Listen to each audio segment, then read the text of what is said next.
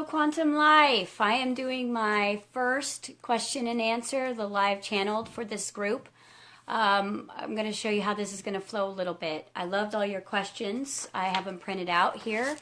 I do the same thing over in the subscription group, except I spend more time in the teaching forum, which means I take a question and I really use it as a threshold for teaching, and that can turn into an hour and a half, depending on the length of the questions. And so what I'm going to do today is I'm going to answer all of your questions through my higher self, and that's how I channel. A little bit about how I channel. I don't go into a trance. I don't bring in a third person. I don't bring in entities. Although I'm working with many entities and I'm working with many different level guides, I filter everything through my higher self, and then it comes out like just a more flowing version of myself without ego, hopefully, and without interruption, so it can go very quickly, and then I don't have to think at all. It's a fifth, sixth dimensional translation of if it comes through and it's answered in the moment. So that's always how I've channeled. I really wanted to be one of those trance channelers when I first started my journey, and I practiced and I practiced and I practiced and I practiced, and nothing would happen. So as my ability of channeling came through, it was specific for what I am here on the planet for, and that is to just be a messenger. So I'm going to jump in. Although we had a brand new moon yesterday, I'm going to be doing a brand new moon forecast over in the subscription group right after this. And it's going to be a little energy forecast about the difference between like the lunar eclipse and the solar eclipse and the new moons and the full moons, and what this is really going to mean for manifestation and for our journeys right now, because we are being accelerated. We're being pushed into old patterns so we can see what we're vibrating. And as we're being pushed into those patterns to see and highlight really specifically where our vibration is, it is because we've asked for something. So you cannot ask for something and it not be given. The secret behind manifestation and law of attraction is when you ask for something, it is always given, but the universe has to pull up everything that's in the way of you getting what you've asked for. So what happens is we ask for something, and then everything that's in the way of that will be pushed to the surface for you to clear, so that you can embody and become your desired manifestation request. And a lot of people get really frustrated because they ask for something and then they don't see the evidence of what they've asked for right away. They don't realize that they have to now go through the treasure map. And the treasure map is anything that is in the way of the frequency of what it is that you're trying to embody. So I'm going to be doing an energy teaching over there on the new moon energy and what's going on with the solar energies that are coming through and how we're kind of being pushed right now. So that will be right after this over in the subscription group. And I've had a few people ask me what the difference is between the free group and the paid group. And the paid group is more of a teaching forum where I'm doing actual, like it's a mini version of TICA, which is Transcendence International Consciousness Academy, which is my worldwide academy that I train spiritual development, and it's basically the academy of becoming your higher self. So we have, 10, 12 graduates right now that are now teaching over in the other subscription page. We've got a reality show going on over there with a couple that actually live in the estate with me that started off as TICA students and now are in a relationship of going from a wound mate to a soulmate, hopefully, situation. And they're being really, really raw in what they are going through, and they're videotaping it, which means the wounds that are being triggered, all of the triggers that are happening, the jealousy and the shifting and the modalities and the processing that has to come with a really thriving relationship is all done videotaped over there. And they're keeping it over there because it's obviously their life and there's children involved, and so we're keeping it small and safe over there. And we're going to be doing a lot more reality TV about what it goes on to create and release a book, to build a nonprofit. So we're going to be kind of sharing all of those intimate things about wanting to leave a legacy behind and building a 5D company and what that actually looks like versus what you see on the surface. Because what you see on the surface is everyone's smiling and happy, and really what you guys are here for is to see that everything that you're going through, everyone else is going through. We are just going through it as a team, and we're going through it knowing that anything that comes up that feels resistant or bad to us is ego reflected. So we know that we can process all of that, and that's not who we are, because who we are is simplicity, we're integration, we're unconditional, we're expansive, we're unconditional love, and anything that's in the way of that is ego. And so we know that as a group, that if anything comes up, it's a reflection of what we're hiding from ourselves, and we are going to work through that live. So that's what's kind of the difference. Here is going to be your general teachings. It's going to be kind of like what you get on YouTube, where I'm doing podcasts and basic teachings, and where we're going to be doing the meat of everything is going to be over in the subscription group. So I'm going to jump into this because these questions are really awesome. How I do it over the other group is I print out your questions weekly. I'm going to be doing a channeled question and answer in this group once a month. And in the other group, I do it weekly. So, and it can get pretty lengthy over there. So I'm going to start with you guys' questions that I've gotten. And I'm going to read the name of the person who asked the question. I'm going to read the question, and then I'm just going to answer it. So this is kind of how we do it. And if you have questions about what I'm saying, I will read the questions as we're going and try to integrate those questions into the question or into the answer. And I'm kind of getting that flow down, so it won't distract me too badly if you guys do have questions. So thank you guys for everyone who is tuning in. The first question is Julie Foster, which is one of our Tika students, and I think she is graduating this week or last week. I think I saw her up on the website. So her question is great. So what does it really mean to return to light? Is that in the physical sense as well as spiritual? Do you know what that looks like? Just curious. So you hear from New Age community and the spiritual community constantly that we are going through a really fast transitional evolutionary stage of moving back to light. And what does that actually mean? What it means is that when we're on a third dimensional planet, third dimension is the planet of density. It's a planet of third dimensional reality, which is time and space, which is solid. Okay, and in order to be a solid, the frequency has to vibrate at a really, really, really, really low rate. So if you would say, what does a low vibration person look like? That would look like someone who is stuck in their ways, really slow vibration. Someone who was, their cup was all the way full. They weren't teachable. They weren't coachable. Someone who is maybe racist or opinionated about their beliefs, which means they're really solid people. Well, matter is the same way.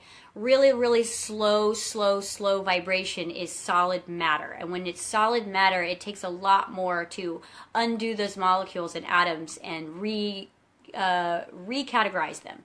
So when you are living in a really dense reality like 3D, it takes time for you to look at your manifestation that has become solid, move back into the state of imagination where fourth dimension is, where you can actually recreate your idea, and then bring those materials down into 3D and basically realign your matter or recreate your matter or build something new. So you cannot actually build anything new once something is actually created. So imagine someone built a chair. So if they were going to rebuild the chair, they would have to take it apart. And when we take it apart, we have to move into a higher frequency or a higher dimension in order to recalibrate our creation. So once it's matter, it's become solid. So our bodies have been really, really solid for a really long time because our Earth was vibrating at a third dimensional frequency. We're very far away from our central sun, and we're vibrating in this lower frequency of 3D. And 3D dimensional construct takes a long time to manifest. If you look at even the paradigms of spirituality, the old teachings in the 80s was find relief, find relief, find relief. And the new paradigm of teachings are feel your feelings, feel your feelings, feel your feelings. So you can see that in the past, the vibration was lower on the planet, so we were just coping with energy. We were trying to plant the seeds, the mustard seeds of unconditional love, and now we are here to embody unconditional love. And so what does a light body look like? A body that's free of density. So as the planet is not moving like this, it's moving like this. We're actually moving. And so we're moving closer to the central sun, and as we move closer to the central sun, we have to raise the vibration of the planet and ourselves in order to not basically blow up. And so what we're doing is we're moving from a third dimensional body density into higher frequencies. So our bodies are letting go of matter and they're actually replacing it with light. And what is light? Light is photonic energy, photons. The definition of photonic energy is information. So photons house the information. So as density and separation and segregation and ignorance begin to leave the physical body, which is where all your trauma and memories are, which is why you're losing your memories, which is why your timelines are kind of blurring right now, which is why your sleep cycles are all messed up. As we are moving out of density and moving closer to the central sun, we are lightening up. And as we move through this whole transitional period, we will become light bodies. Now, depending on how long that will take, it depends on collective. It's like the 100 monkey effect. When one person focuses on their own darkness, their own density, and lightens up, and removes trauma and self-limitation and closed-mindedness and moves into that state of gray and accepts and loves themselves, then we open ourself up to having more light. It's like you can't teach someone whose cup is all the way full. So that is the process of, if I had to teach it, it would be, third dimensionals like ice. And as we move into this light consciousness, it's going to be more like water. We're going to be flowing. We're going to be surrendering. We're just going to be like a fast moving river versus this ice that's like, no, I don't want to change my ways. And I want to believe in my Catholicism. And I want to stay here. And I don't want to move. And I want to blame the government. And you can see someone who's in a low frequency thinking pattern and someone who is in an open thinking pattern. They're going to be like, well, maybe these crystals will help me. Maybe this meditation will help me. And that's how you can see evolution happening right in front of you, is you can see that people are becoming more open-minded. Open-minded means a body that can house more light. It means chakras that are going to be opening and healing versus being closed and fractaled. Because what are your chakras? Your chakras are basically reflected white light. If you look at a prism up in a mirror or in a window, you're going to see the rainbow. So you are the rainbow, but you are the white fractal light, and your body is the density that keeps you slow. It keeps you frequency slow. So everything we've been doing in Tika lately has been body stuff, body release, trauma release, safety issues, major clearing of safety issues. Because again, at the heart of why we can't change is we don't feel safe. We don't feel safe to change. Change is difficult, and we don't need to hold on to this density anymore. So what that's going to look like eventually is we will have this body, but it will look more of like a translucent body of light.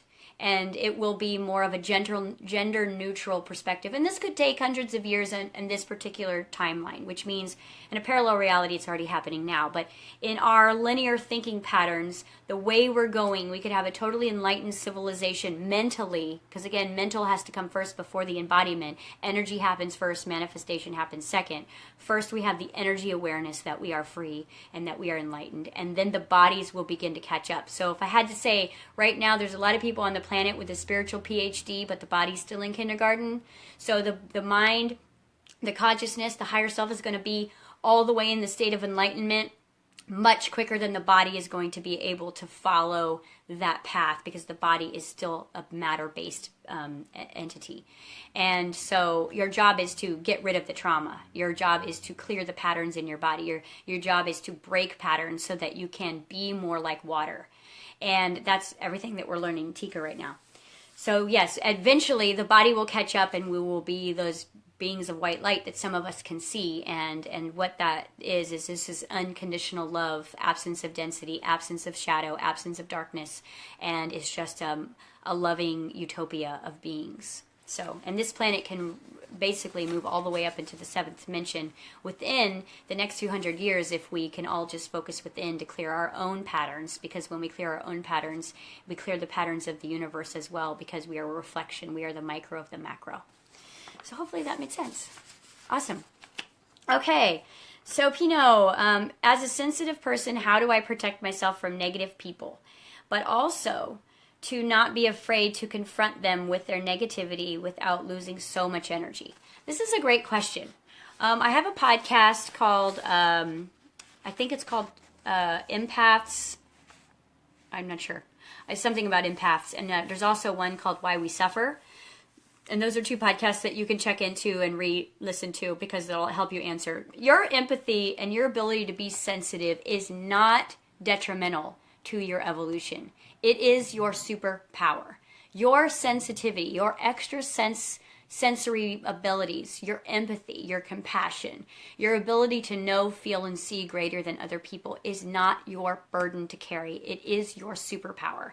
You have to change the way you think about being sensitive. You know, when you were a child and you were sensitive, you carried probably everyone's energy for them. You integrated people's energies, and it was not safe for you. So now you're an adult running that same program. But why you came here sensitive was to be able to read energy and to know what people needed to know about themselves before they knew it. So you're here to be a guide, a messenger, and a teacher. And when you use your sensitivity as a negative, then you feel victimized by your own superhuman abilities, because it is a superhuman ability to be able to be empathic.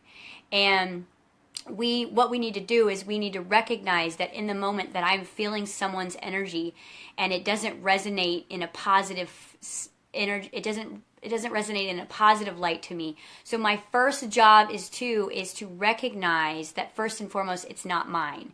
As soon as I recognize that the energy that I'm feeling around me isn't mine, I don't take ownership of it and I don't download it as an influence.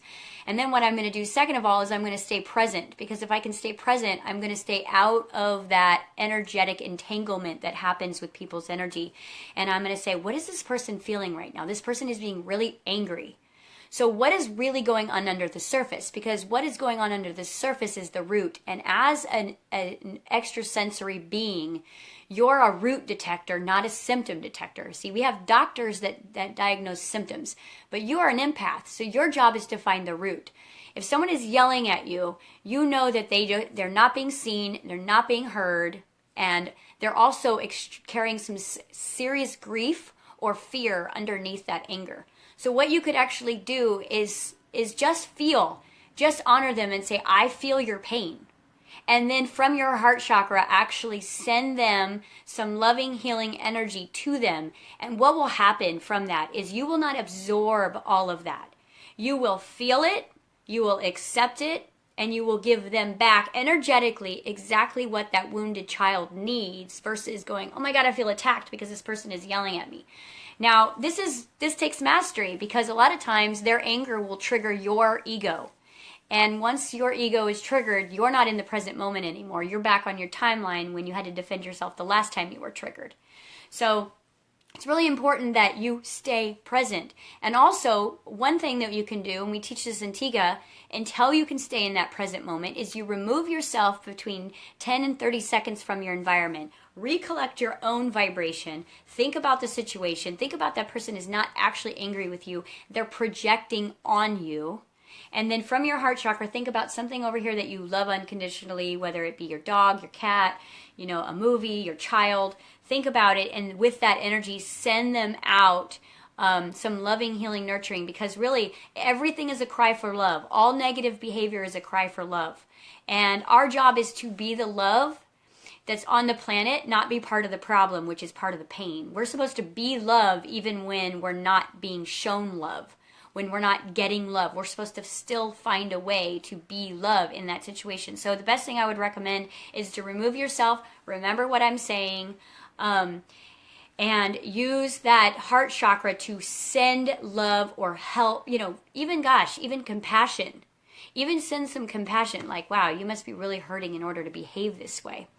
And how do you take your power back? So how do you take your power back from a really angry person and that's pushing your energy on you? First and foremost, you recognize that that's not yours, because if you think, oh my gosh, this is about me, then now you are entangled with that person's energy and you don't know where they are and you are. You're like one, because now you're entangled having this reality that's not even real. So you have to remove your energy from that, and you have to say, this person is really angry and they're bringing out my anger. Maybe there's some anger that I need to work through instead of suppressing it. And that's going to be a way for me to go take my power back and say, I see that you're really angry right now. And usually a lot of times when I've seen people who are really angry, it's because nobody hears them, or they're not being heard at home, or they're not being seen at work. And just say, hey buddy, I see you. I totally see you. This takes a lot of master guidance within yourself to be able to, in the heat of a trigger, to stay in the present moment and honor that person even though they're attacking you. But it will be like the Christ consciousness energy. It will all transform. The person will come into the present moment and then they will thank you later. So those are two things. I also have two podcasts that talk about being an empath and being a light worker. And obviously that's what we study big time in Tika as well. So hopefully that helped. I'll answer your questions on here as soon as I get through these. Okay. True what it says. If you focus on positive of everyone, you will attract only positive people. Jesus said, love your neighbor as you love yourself. There you go, because we are one. That was a statement. So perfect. Loved it. So Meta, how do we heal the heart chakra? So how do we heal the heart chakra? First and foremost, you've got to find where your heart's broken. And you've got to go back in your timeline and you've got to be responsible. And I don't mean responsible in a third dimensional perspective, but responsible, ability to respond and accept all of the times that your heart has been broken. Because the reason why your heart chakra feels closed or is not being activated the way you want it to be activated is because it's not been safe, which means that your heart has been vulnerable and under attack. And so what your job is to do is go back and connect with all of the times that your heart's been broken and process and heal. And I say the fastest way to heal a broken heart is to fall in love.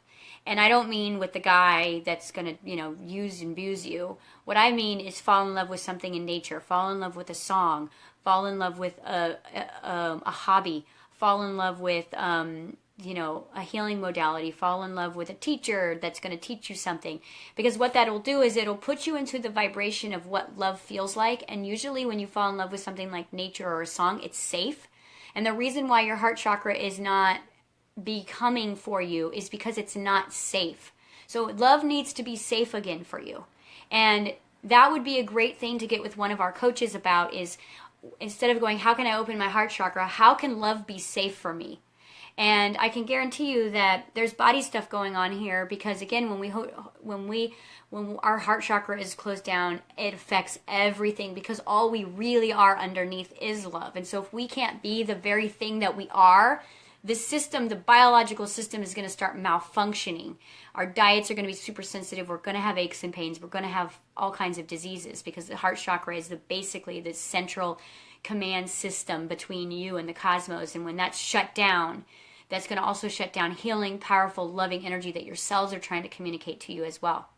So process your broken hearts, write letters to people, burn them. You don't have to give them to people. Time travel. I've got podcasts on how to time travel. Get with one of our coaches. Go through the broken heart segments, and then fall in love. Like, I don't care if it's like, I'm falling in love with this cup of coffee this morning, and like just totally like, what would it feel like to fall in love? And do it with things that feel totally safe with you. Because if you try to jump into a relationship with a guy, that's not been safe, or a girl, it's not been safe, or try to love your mom, that's not been safe, or fall in love with your bank account that's here and gone. You want to fall in love with things that are not going to abandon or hurt you, and you're going to practice being in love again in that way. So that's my answer for that. Okay, so please talking about how to heal from certain diseases within the body. So your body's diseases are just a message. Disease means dis-ease. And in order for the body to move into a state of dis-ease, it has to be malfunctioning for a really long time. Disease does not happen. Even though people just spontaneously get cancer, I can guarantee you there's red flag for years. For years, meaning a baby who gets cancer at 2 years old who's probably had an immune system that was jeopardized from birth. Meaning it doesn't happen overnight because, again, it's vibration and it's frequency. Dis-ease is a body that is not in communication with higher self. So every single energy thing from a headache to fibromyalgia to Crohn's disease is all systematic with energy first, which means it's emotion first. Emotion is energy and then matter. So if you've manifested a disease, it started as energy. We have to find the root. We have to find the root cause. So, hey, Louise Hayes has a great book on how to heal your, God, I don't know the name of it. It's the diagnosis of all of the ailments of like what's going on with your body emotionally. We have a big book here called Messages from the Body, and it's kind of like our Bible. And as a medical intuitive, I can look at the body and go, okay, this is what's going on. But until you guys are able to do that and look in the body and say, oh, this is, and everything is going to be related to a root, a chakra system. So, if you've got chronic chest colds, you've got prolonged broken hearts and griefs that you haven't processed. You are in grief and you are not allowing your grief to flow, which means you're not allowing yourself to be sad and process your broken hearts because you've had to be strong. So you're going to have these chronic stuff going on. If you can't speak your truth in a relationship, it's going to be in your throat chakra. So all you have to do is look at the chakra system, look at where the disease is actually housing itself or where the pain is housing itself, and then find the systematic area of what your body is telling you, because your body is in pain to tell you, hey, look, I'm not being healed through your emotional traumas are being suppressed, and now I'm storing it in the body and my body's not working. Because again, if your body's in kindergarten and your consciousness is a PhD, you got to take responsibility for this because it doesn't know better. You're going through a painful breakup and then you're like, I'm fine. I'm going to go on to the next. I'm going to date the next guy. Your body is still needing to mourn that relationship. And good, perfect, how to heal your life. Needs to heal that relationship. So by jumping into another relationship, all you're going to do is bring that suppressed pain, and then all of a sudden that person is going to start behaving like your last relationship anyways, because everyone's a reflection of you. So your job is to find the suppressed energy in the pain. So find the suppression of energy in the emotional, and then it's presenting itself in headaches and eye problems and ear problems and throat problems and chest problems and stomach problems. Your job as a conscious being is to find what your body is telling you and then release the trauma. Actually allow that energy to come out and in to the out of your energy field so that it can go back into the light. Because when you hold it and suppress it, suppression causes body pain. Suppression of emotion causes body illness and disease. Okay, so please talking about how to heal. Okay, we read that one. Astral projection. So astral projection is just projecting your consciousness outside of the body and traveling around. I think that the best way for me to answer that is to say, pick up a book about it, because astral projection, if you're not doing it intuitively and consciously on your own, then it's something you're going to have to learn how to do, because it's almost like it's like part of your spiritual toolbox to be able to do the astral projection. And I would just say there's a lot of great books about it. It's something that I've been able to do for a couple of years. I've never read a book about it, but there's lots of great books. And if anybody has a recommendation for a book that they've read, please put it in the comments for her, because I don't have a reference point for that. But again, we are not trying to escape our bodies, especially with quantum life. Quantum life is allowing your body to catch up with your consciousness, allowing your body to become the light, not your consciousness. Because again, our first instinct is to just get out of the body, get out of the mind, go travel, have out-of-body experiences, be in meditation, and really where it's at now spiritually is to embody the spiritual journey right here. So we want to spend as much time as we're doing here. The reason I astral project and leave my body is for research, or to time travel, or to go back and look at timelines or look at future timelines. Otherwise, my job is to stay right here and honor my spiritual growth within my body and my chakra system and allow that to become, because I don't want to keep my 3D body while I'm in, higher state of consciousness, because basically it will be a disconnect and I will be very ill, and that's what's happening. Okay. Okay, thanks so much for your light you're sending to my path and all of ours. Can you explain what Carl Jung wanted to say with doing your work truly and, hold on a second. This is like, I can't read this part. It's kind of blurred. Truly and consciously, basically, is the main focus of your higher frequency. Whatever you do, even in an exhausting, how do you do this in an exhausting job, or do you find a job that's an easier match with? First and foremost, that's a great question. Every spiritual teacher, we're all saying the same thing, and it is raise your vibration and accelerate your frequency, because again, you are not low dense energy. You have slowed your vibration way down to have a physical experience, but that is not who you are. It's almost like if you held a a doctorate, and someone said, hey, can you go play the part of a kindergartner? And you were like, okay. And that's basically what we're doing here on Earth. And it's really boring and it's repetitive, but there's things that we can learn as kindergartners that we would have forgotten as a PhD, and that is the simplicity of understanding that you are not here to settle, which means that if you're in a crappy job, ask yourself, why am I settling for this? Why am I not making a living with my divine purpose? If I'm a sheep herder and not a sheep, shouldn't I be doing something that is more artistic or service-based or creative or quantum or being more of a messenger? And your question is why am I allowing myself to settle for anything less than what I deserve? Because at the root of what you're saying is, when I'm reading your timeline, is we really want to work on this deserving piece with you. I want you to start making conscious decisions in your life that you deserve abundance, freedom, happiness. I want you to look at your personal value, and I want you to stop diminishing and downplaying who you are. And nothing should be good enough for you except total excitement and exhilaration and expansion and freedom. And then on the road to that, what you want to do is you want to ask yourself daily, am I settling, and why am I settling? Am I settling because my belief systems are telling me that I'm not allowed to be authentic? Because what it sounds like is you're in a cage, and what you want to do is you want to raise your frequency. So you're raising your frequency in the cage, and now you're feeling too big for your cage. And so what your job is to do is to now manifest a different reality so that you can be more authentic in that reality. And so your job is to look at belief systems where you don't believe that you deserve it. And that's an underlying, that's not conscious. You're not doing that unconscious. I mean, on the conscious level, you're doing it in the unconscious. I would look between the ages of 3 and 8 with you. There's something on your timeline there that altered the way you saw yourself. And now you're looking at yourself through eyes of not being free to be who you really are. There was a freedom issue there. Conflict and allowing yourself to be safe. Safe is the basis of why you don't think you deserve it. So it's a limiting belief. And you really want to get to the root of that and change that belief system. And your I am should be, I deserve freedom, I deserve abundance, and I am safe. I am safe to receive. I am safe to receive. Okay.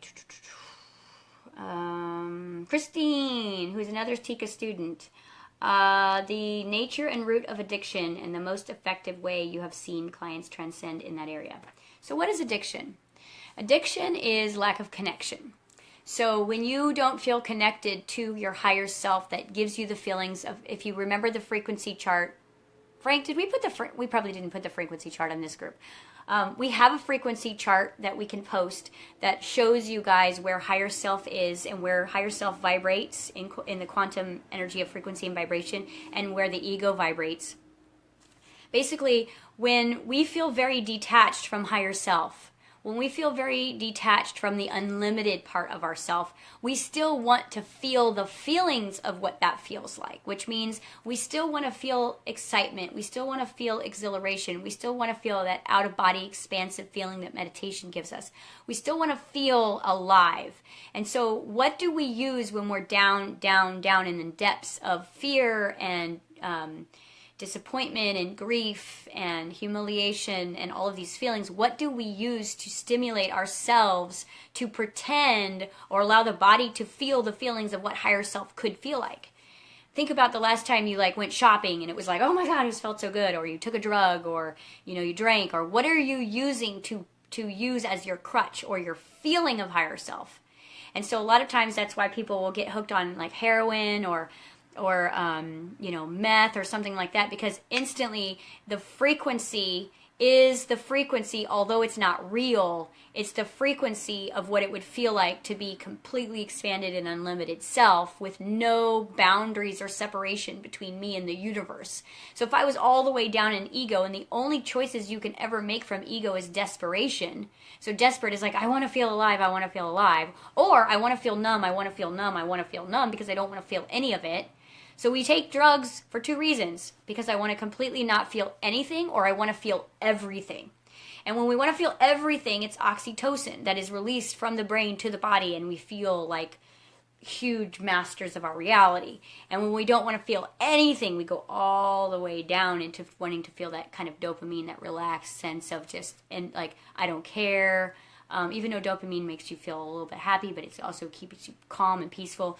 And so what you're feeling is you're moving into even your delta brain waves, which is putting you at a place where you really don't actually care what's going on. That's the numbness. So what our job is to do is find where the lack of connection is. It's usually around trauma. Trauma will disconnect our belief that we are not connected to higher self. That's all that's ever happened, because you can never, ever, ever, ever, ever truly, gosh, this is given, okay, ever be disconnected from higher self. But you can believe yourself into the feeling of that. And when you believe yourself into the feeling of that because of trauma and the way people have treated you and the way that your mom wasn't allowing you to be who you were, then you'll dive into that and you'll go, but I still want to feel alive. And then you'll move into that place, which is why drug addiction does not change unless something changes from the mental state of being, because the body is going to keep wanting that feeling. The body is a highly, highly, highly addictive learning mechanism. It's like, I want to feel that again. I want to feel that again. I want to feel that again. And when we don't recognize that we can feel that way from a higher level of awareness and consciousness, we just need to move up the frequency chart into a place of awareness and power and manifestation. Then we cannot, usually with addiction, we start everybody on brain tap, because see, the thing is someone who's addicted to heroin is not going to hear what I'm saying. They're going to be like, I can't feel that. I can't do that. I can't be free. I can't not think about this trauma. And I work with a lot of vets who come back from the military, and they have been programmed and broken down and belittled and then built back up as these like adrenaline junkie, high alert energy beings, where it's like everything is high alert and everything is out to get them and everything is under attack, and their humanity or their connection to higher self has been removed.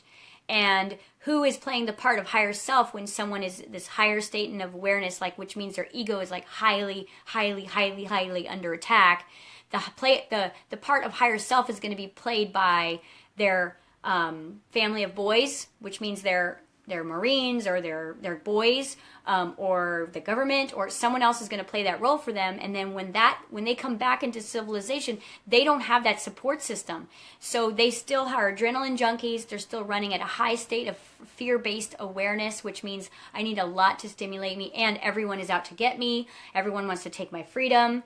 And they don't know the difference between being back with their loving wife or being on the battlefield. And so a lot of my guys have turned to drugs and alcohol and sex addictions, hurting themselves, becoming like diving into all kinds of adrenaline-based. They become adrenaline junkies because, again, now they're back at home with their loving wife, and yet now the wife is playing the role of the enemy, and they're like too anxiety-driven to even be able to come back down. And so with our guys, we put everyone on brain tap. Every single one on brain tap. We just released our military PTSD series, which is amazing. But for the average person who's dealing with this, for me, being an abused child, there's no difference between me going to war and me being abused as a child. Like, I grew up with an accelerated nervous system where everyone was out to get me. I needed to learn how to like read people's energy so that I could be safe. And so there was no different. And then I would find myself in these really toxic relationships because it was like drama made me feel alive, like problems. And so it's the same thing our guys are going through. So with this is you got to find the lack of connection. And for me, as soon as I started meditating, I realized that the answer wasn't in food or TV or drugs or, my husband or my kids. It was the connection was within me, and I had to rebuild my connection with myself so that I could start seeing the world differently. And I had to detox my body to get away from the need of having the things that used to stimulate me into feeling numb and feeling ecstasy. So hopefully that made sense. Okay, we are getting through this. Steve, can you touch on the difference in dimensions? Are they something that we consistently phase in and out of until our vibration becomes more stable? Is there unconditional love in 3D reality? Is the difference between 3 and 4D a matter of recognizing the choices you have on your own life? Let me answer the first one. Are we moving in and out of dimensions all the time? Absolutely. Absolutely, even if you're not aware of it, because Every time you go into your imagination, you're no longer in 3D. Every time you go into a memory of the past, you're no longer in 3D, because 3D is solid. There is just what is happening. It is recognizing that you are looking at a circumstance. And so we spend actually very little time in 3D.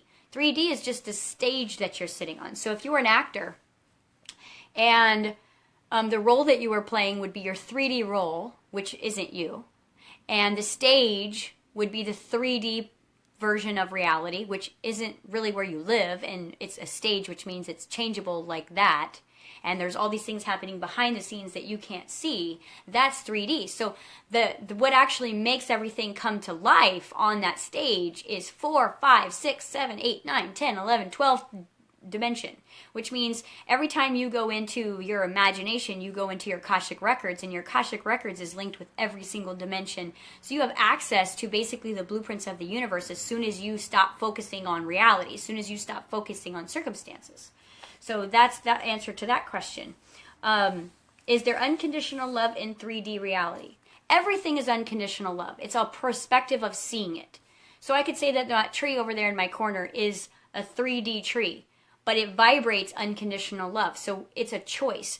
Unconditional love is a choice. I could look at my abusers and have unconditional love for them because I could know that the reason why they abused me was because they were in pain.